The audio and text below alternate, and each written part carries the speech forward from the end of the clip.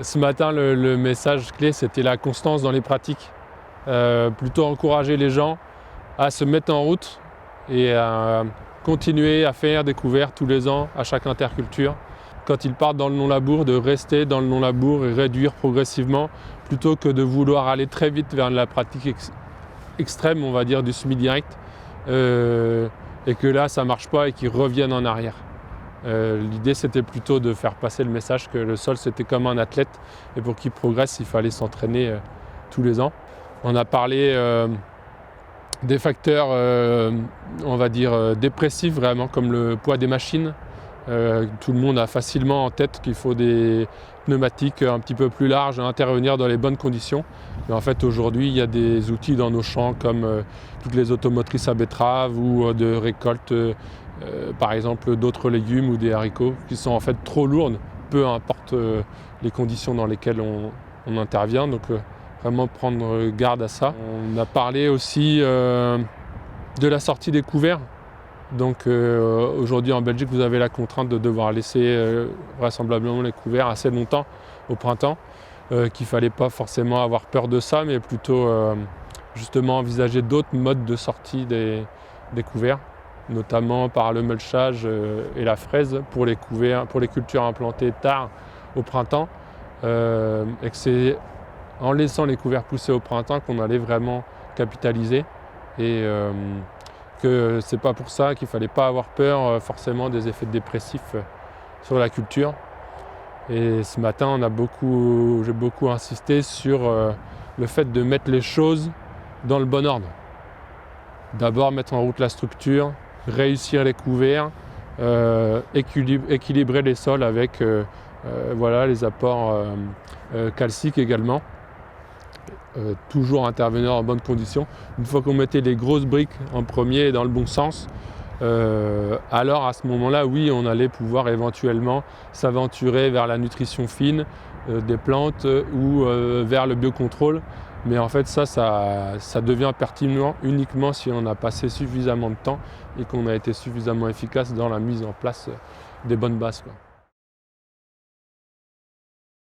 Première parcelle, en fait, on a fait un trou dans une zone de terre qui était vraisemblablement trop près du bord, et donc là vraiment il y avait de la compaction, chose qui ne se voyait pas puisque la culture en surface c'était du seigle mais était très régulière.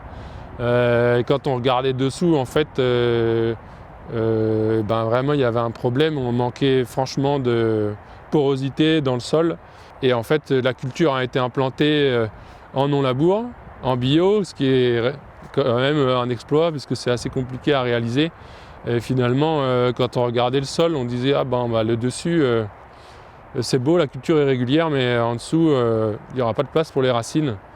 Et en fait, dans cette zone-là, on aurait sûrement gagné notre temps à fissurer, non pas pour bouleverser tout le profil, mais simplement pour créer une macroporosité qui permette aux racines du seigle de s'enraciner.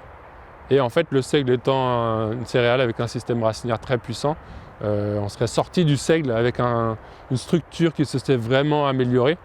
Alors finalement, c'était uniquement dans la première zone du champ, mais ça a permis d'aborder justement cette idée de construire la structure sur plusieurs années et de le faire de manière stratégique, vraiment à un moment où c'était pertinent. Le faire plutôt devant une culture d'automne récoltée dans des conditions plutôt sèches, plutôt que de fissurer profondément avant une culture de printemps qui va être récoltée à l'automne, quoi. C'était le premier champ, mais le reste de la parcelle était en très bon état, comme on a pu s'en apercevoir. Et deuxième champ, ce champ-ci, donc du colza en bio, implanté derrière une récolte de chicorée début septembre. Idée assez originale, mais finalement assez pertinente. On voit beaucoup de colza implantés derrière paille, c'est la situation classique. En bio, c'est assez délicat parce que on n'aura pas beaucoup d'azote pour lancer la culture. Et puis encore plus en non-labour, en fait, réussir du non-labour de colza derrière du blé avec des pailles broyées quand il y a des gros rendements en conventionnel comme en bio, c'est assez délicat puisque c'est une petite graine, la placer dans un mélange de terre et de paille. C'est relativement délicat, donc finalement la bonne situation c'est l'un ou l'autre. On ne peut pas avoir le cul entre deux chaises. c'est soit du labour, et dans ce cas-là, il n'y a plus de paille en surface et ça peut marcher, soit on va faire en conventionnel du strip-till ou bien du semis à la dent. Donc là, on sème sous les pailles. On va avancer les dates de semis puisqu'on va gagner du temps sur tout l'enchaînement des déchômages vu qu'on ne va plus déchaumer. Ou bien alors, comme ici, une solution qui est vraiment pertinente et astucieuse, c'est de semer finalement du colza derrière un précédent, une culture qui ne laisse pas de résidus mais qui va laisser de la fertilité. En tout cas, là derrière la chicorée, comme il n'y a pas de paille, finalement le colza, ça va être le seul bénéficiaire de la minéralisation de l'humus automnal. Donc là, il n'y a eu aucun apport, la culture est très belle. Comme il n'y a pas de paille non plus, il n'y a pas de limaces. Donc ça aussi, c'est relativement simple. Et puis ici, pour le bio, un désherbage du colza en non-labour derrière la chicorée. Et c'est relativement simple mécaniquement puisqu'on n'a pas la gêne des brins de paille qui sont en surface. Alors c'est l'exemple qu'on a vu aujourd'hui, mais finalement ce serait aussi valable derrière des pommes de terre récoltées assez tôt. On n'aurait pas trop envie de semer du colza au 15 septembre derrière des pailles, mais semer du colza au 15 septembre derrière des pommes de terre récoltées tôt, qui sont souvent fertilisées avec de l'organique, et le sol il reste un petit peu en, on va dire pas en roue libre, mais il va encore avoir de la minéralisation. L'arrachage des chicorées ou bien des pommes de terre, juste l'arrachage, ça a bien minéralisé 30 unités, si ce n'est plus. Derrière les pommes de terre, on a encore les reliquats, ça fait déjà 3 semaines ou 1 mois qu'on a broyé les fans, donc il reste beaucoup d'azote. Donc le colza, c'est sûrement la meilleure plante pour capter toute cette fertilité résiduelle. Et puis en plus aujourd'hui, moi j'étais assez à mon aise parce qu'on est dans des systèmes que j'ai l'habitude un petit peu d'apprivoiser où on cherche à enchaîner des légumes, des betteraves, des pommes de terre, des cultures qui sont finalement plutôt consommatrices d'humus. Et si on a l'ambition de régénérer les sols, il faut placer le colza de manière stratégique pour équilibrer les entrées de matière organique au niveau du sol. Là, on sort de la chicorée, il y a très peu de retour en matière organique, encore moins si on sortait d'une pomme de terre. Si on associe le colza à des plantes compagnes, il y a déjà une partie de restitution dès l'automne en fait, ou dès la sortie de l'hiver. Et puis finalement, au mois d'août prochain, on va avoir toute la restitution du colza, qui est en termes d'humus équivalente à celle d'un maïs grain. Et puis si on a eu aussi l'idée d'associer des légumineuses non gélives au colza, on va sortir du colza avec un couvert qui est déjà installé. Position aussi intéressante en bio puisque l'usine d'azote se met en route dès la récolte. Et puis ensuite, on va réussir à produire 2, 3, 4 tonnes de biomasse aérienne avec ces plantes pérennes, quoi. Et puis là, après la récolte de ce colza, finalement, on va se retrouver au mois d'octobre avec une légumineuse pérenne qui est installée, derrière laquelle on peut avoir juste l'idée de remettre quand même un blé, puisque ça fait 2 ans qu'il n'y a pas eu de céréales. On va remettre un blé qui va être vraiment dans des très bonnes conditions, puisqu'on va avoir une terre très propre. On n'aura pas eu non plus d'inoculum pour les maladies du blé. Ou bien alors, si on avait implanté ce colza classiquement derrière une paille, mais qu'on sort du colza avec des légumineuses pérennes, et là, on peut aussi choisir de laisser courir les légumineuses pérennes jusqu'au printemps, et là d'implanter une tête de rotation au printemps derrière ce trèfle qui se retrouve finalement à plus être un maïs de colza mais un maïs de trèfle, quoi, ou également d'une pomme de terre de trèfle plutôt qu'une pomme de terre de colza.